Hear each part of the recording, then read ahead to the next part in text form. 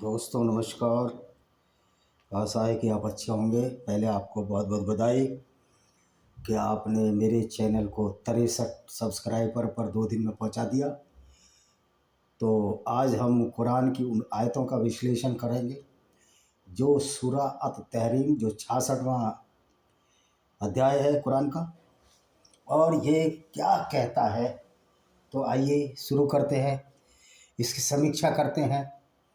तो जो पहली आयत है ये है, हे नबी क्यों हराम यानी अवैध करते हो आप उसे जिसे हलाल किया है अल्लाह ने आपके लिए। आप अपनी पत्नियों की प्रसन्नता चाहते हैं, अल्लाह अति क्षमाशील और दयावान है। तो हदीस में यह है कि आप सल्लल्लाहु अलैहि वसल्लम मोहम्मद साहब असर की नमाज के पश्चात अपनी सब पत्नियों के यहाँ कुछ देर के लिए जाया करते थे। एक बार कई दिन अपनी पत्नी रजुलना के यहाँ जैनब के यहाँ अधिक देर तक रह गए। कारण यह था कि वह आपको मधु पिलाती थी। आपकी पत्नी आयशा तथा हमसा रजुल्ला ने योजना बनाई, जब आप आएँ तो जिसके भी पास जाएं वो ये कहे कि आपके मुंह से मगाफिर एक दुर्गंधित फूल की बदबू आ रही है। तब उन्होंने यही किया, जिस पर आपने शपथ ली कि अब मधु नहीं पीऊँगा। उसी पर यह आयत उतरी। बुखारी 49:12। इसमें यह संकेत है कि नबी सल्लल्लाहु अलैहि वसल्लम को किसी भी हलाल को हराम करने पर हराम को हलाल करने का अधिकार नहीं था। तो दोस्तों, जो इन्होंने ये इसका पहली आयत का जो व्याख्या दी है वो बिल्कुल गलत दी है। हुआ क्या था कि मोहम्मद साहब की एक गिफ्ट में आई हुई औरत मारिया अली की बतिया थी, जो उसकी छोटी बहन सिरीन के साथ गिफ्ट में आई थी। और वो एक कॉप्टिक ईसाई थी जिसको अलेक्जेंडर के गवर्नर अल मकुकस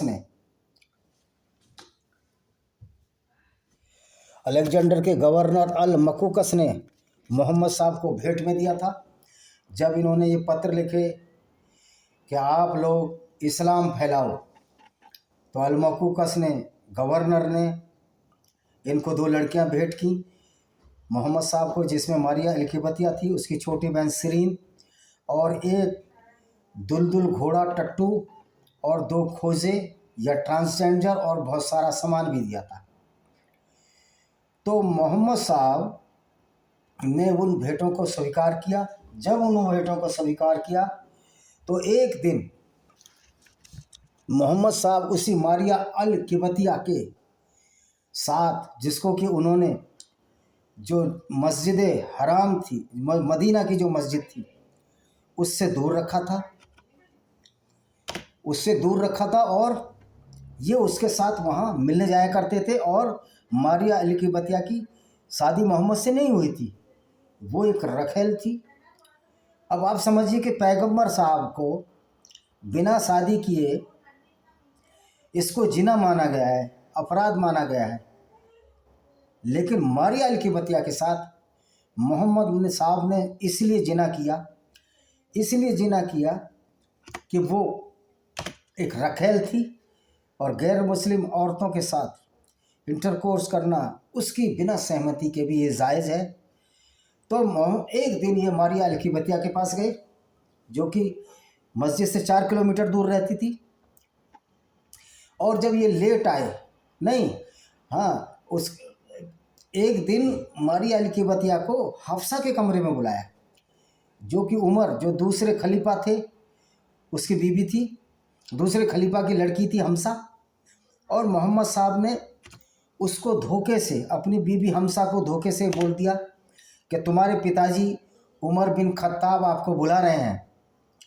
ये वहाँ गई तो उसने बोला कि उनकी माँ मिली, हफ्सा की माँ, उमर की पत्नी। उन्होंने कहा हम तुम्हारे पिताजी ने तो तुमको नहीं बुलाया, वो तो कहीं काम की वजह से निकले हैं।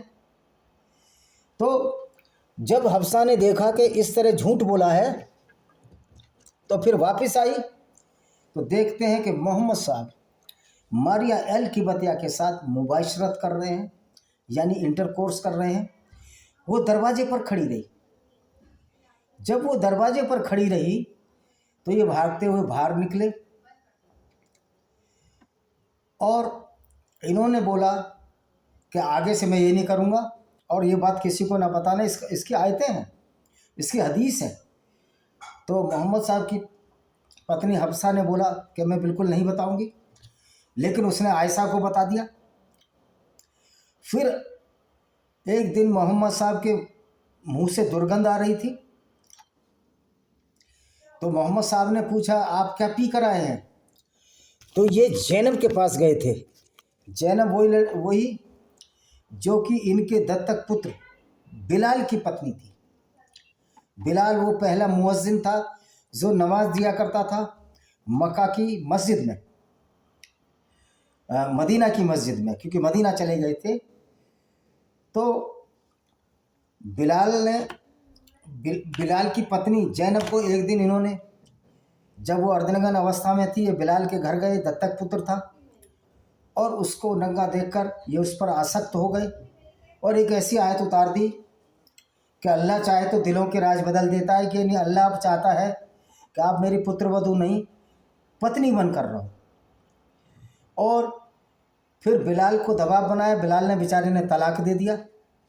जब बिलाल ने तलाक दे दिया तो इन्होंने उससे शादी कर ली और उसी जैनब के यहाँ ये गए थे। तो वो मगाफिर, एक जो दुर्गंध युक्त एक शराब की तरह होती है, वो इन्होंने पी ली, क्योंकि उस समय तक वो आयत नहीं आई थी कि शराब हराम है। शराब हराम कब हुई? जब हज़रत अली ने एक दिन शराब के नशे में गलत नमाज पढ़ानी शुरू कर दी, तो फिर ये वहाँ हुआ कि शराब हराम है। और जब ये शराब हराम हो गई, शराब बाद में हराम हुई, यानी कि पहले ही शराब पीते रहे। तो मोहम्मद साहब ने कहा मैंने शराब नहीं पी है, मैंने तो मधु पिया है, यानी शहद पिया है। अब बताओ शहद में कौन सी दुर्गंध आती है?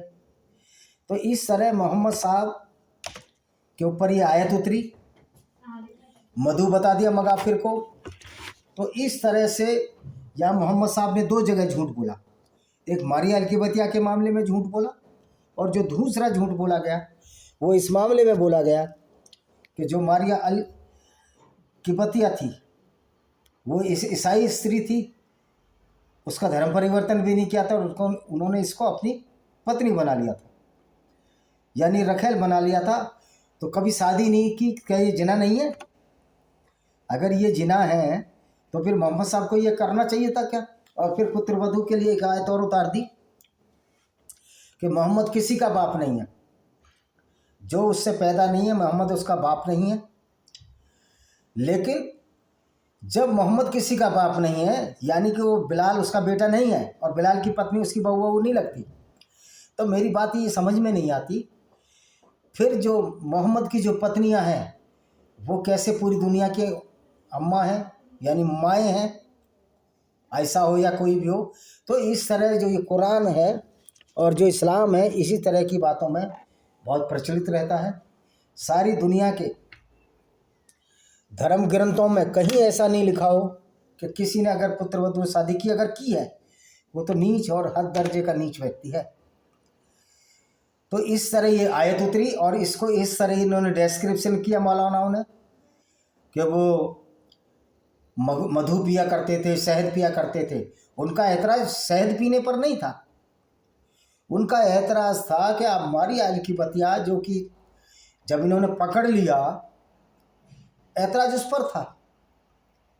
तो इस तरह से अपने लिए खाता न बही, जो पैगंबर साहब वो कहें वही सही, और पैगंबर साहब ने जो कार्य किए उनको बचाने की कोशिश करते हैं हमारे मियाँ लोग, हमारे मौलाना लोग। तो ये हमको समझना होगा कि क्या ये पैगंबर का कार्य है जो इस तरह की बात हो, जिसमें कि सारी की सारी चीज़ें ऐसी हों जो नियम विरुद्ध भी हों और नियम के साथ भी ना हो। तो आप समझ सकते हो कि किस तरह से मोहम्मद साहब ने इस आयत का किस तरह से मौलानाओं ने गलत किया है। ये इसी से साबित हो जाता है कि मौलाना सिर्फ इस्लाम को सच्चा साबित करने की कोशिश में लगे रहते हैं, जो कि वास्तविकता में साबित हो ही नहीं सकता।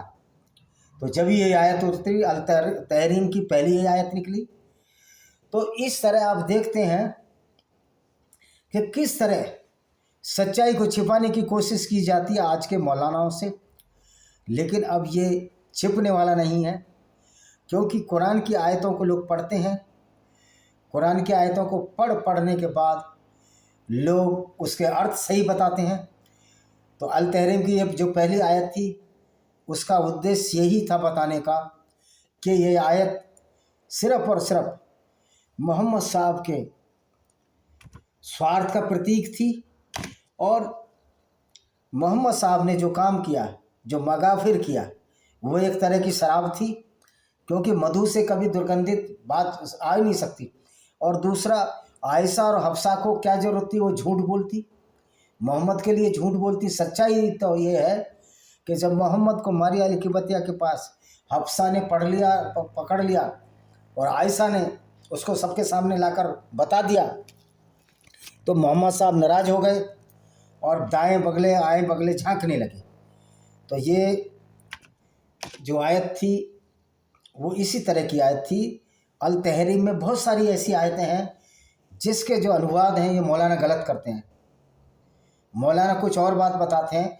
मगाफिर का मतलब होता है एक तरह की शराब अरबी में, जो कि फूलों को सड़ा कर बनाई जाती है।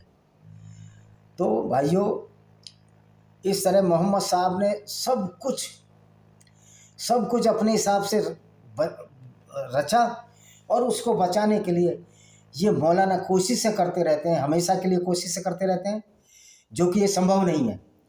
तो देखते हैं, कुछ सिस्टम में कुछ प्रॉब्लम है। मैं दूसरी आयत भी बताता आपको, कोशिश करता हूँ कि खुल जाए। तो अगर ये नहीं खुलेगी 1 मिनट में, तो फिर मैं आपको इसी वीडियो को यहीं समाप्त करना पड़ेगा। अभी मैंने खोला था, पता नहीं क्या प्रॉब्लम हो गई है, देख लेते हैं। विंडो स्टार्ट होने की आपके दुआ से ये विंडो स्टार्ट शायद हो जाए। जब विंडो स्टार्ट हो जाएगी तो हम तुरंत उस दूसरी आयतों को भी आपको बताने की कोशिश करेंगे। तो भाइयों, ये विंडो स्टार्ट होने के प्रोसेस में है, हो जाए तो अच्छा है, क्योंकि हम इसको पूरी की पूरी को आयत को हम फिर कंप्लीट करेंगे। अगर नहीं होती है तो हम इस वीडियो को यहीं समाप्त करते हैं। अल तहरीम की बाकी आयतों को हम थोड़ी देर बाद बताएंगे या कल की वीडियो में डालेंगे। तो आप समझ सकते हो कि किस तरह से ये इस्लाम में गैर महर्रम, यानी कि जो औरतें आपको अगर आपने उनको लूट लिया, वो गैर महर्रम हो, किसी की पत्नियां हो, शर्त यह है कि गैर मुस्लिम होनी चाहिए। तो उनको बाज़ारों में या लड़ाई में लूट लेते हैं थे मोहम्मद साहब, और उनको बाज़ारों में बेच देते थे। जब वो इस तरह बाज़ारों में बेच देते थे, जिसका जिक्र आया है चैप्टर 83 465 नंबर पेज इब्ने हिसाम, जिसमें कि रसूलुल्लाह सीरत रसूलुल्लाह में आया है, और ये एक सच्ची घटना है। तो मोहम्मद साहब की घटनाओं को किस तरह ये मौलाना दबाने की कोशिश करते हैं, उनको छिपाने की कोशिश करते हैं, ये सोचने और समझने की बात है। तो देखिए, मैं खोलने की कोशिश करता हूँ। अगर खुल जाती है तो बहुत अच्छी बात है। फिर हम इस वीडियो को पूरा 4-5-6 मिनट में हम इन आयतों को कंप्लीट कर देंगे। तो देखते हैं क्या होता है। कोशिश करते हैं खोलने की इसको। तो दोस्तों, जब तक इधर उधर की बातें कर लेते हैं, जो ये लोग बोलते हैं कि कुरान एक सच्ची किताब है, अगर ये कुरान सच्ची किताब है तो इसकी हर बात सच्ची है। तो फिर कुरान की इस बात को आप क्यों नहीं मानते कि कुरान में 34 बार गैर मुस्लिमों को कत्ल करने की बात लिखी है, कुरान में गैर मुस्लिमों को लूटने की बात लिखी है, और उस लूट में 20% हिस्सा मोहम्मद साहब का होना चाहिए। तो आप इन चीज़ों को क्यों नहीं मानते? यानी सेलेक्टिव प्रोसीजर, यानी कि जो आपको अच्छा लगे उसको मान लेंगे। कड़वा कड़वा थू थू, मीठा मीठा गप गप, भाई ये नहीं चलता है। आपको समीक्षा करनी होगी, कुरान की ढंग से करनी होगी, वरना ये कड़वा कड़वा थू थू और मीठा मीठा गप गप चलने वाला नहीं है। क्योंकि आपके कुरान में ही ऐसी आयतें हैं जिनका हम अनुवाद करके आपको बताते हैं। तो भाइयों, बहुत सारी ऐसी चीज़ें हैं जिनका जवाब इन मौलानाओं के पास नहीं है। अगर पैगंबर साहब पर अटैक हुए, लेकिन कुरान तो ये नहीं कहती कि पैगंबर साहब पर अटैक हुए। कुरान तो ये बोलती है, कुरान की तफसीर में तो ये आता है कि मोहम्मद साहब ने ही ज़्यादातर लड़ाइयाँ खुद जाकर अटैक किया। इन्होंने काफिले लूटने के लिए अटैक किए। तो कुरान तो ये कहता है। एक लड़ाई जो ट्रेंच वार थी, जिसमें मोहम्मद साहब ने अबू सुफियान, जो इनके चाचा के भाई थे, जो कुरैशी कबीले के थे, उनके काफिले लूटने की कोशिश की। तो वो जो ट्रेंच वार है, जो खंदक की लड़ाई है, उसमें मक्का वाले मदीना पर चढ़ाई करने आए थे, क्योंकि जो भी काफिले निकलते थे मदीना होकर, मोहम्मद और उसके साथी उनको लूट लिया करते थे। वही वार है जिसको हम कह सकते हैं, जो वार वहाँ मक्का वालों ने अटैक किया। और उसके भी बहुत सारी वजूहात थीं। किस लिए वजूहात थी? कि ये मोहम्मद साहब से चिढ़कर वो पूरे इकट्ठे हो गए। और उस लड़ाई में भी किसी ने भी उसका कोई इलाज, उसका कोई भी फैसला नहीं हो सका। जब उसका कोई फैसला नहीं हो सका तो लड़ाई एबडेंट छूट गई। बाकी जितनी भी लड़ाई लड़ी मोहम्मद साहब ने सिर्फ काफिले लूटने के लिए लड़ी। चाहे वो बनु कुरैजा के ऊपर इनका अटैक रहा हो।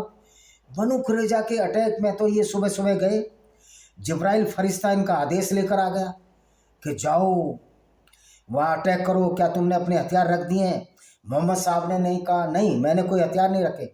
यानी जिब्राइल नाम के फरिश्ते के लोकर, यार कितना झूठ बोलोगे। इनको लूटने की ललक थी।